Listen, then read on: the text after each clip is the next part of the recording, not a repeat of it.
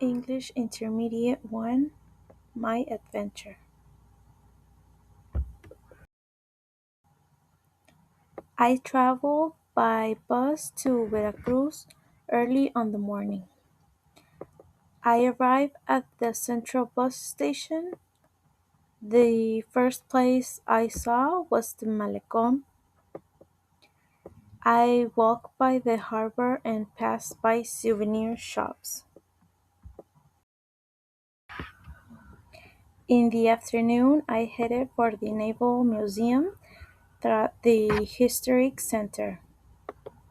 I sat on a bench in the Zócalo. Later, I stood on the boardwalk at the harbor to take photos. In the evening, I spent an hour in Café de la Parroquia next to the cathedral. I drank coffee at a table by the window.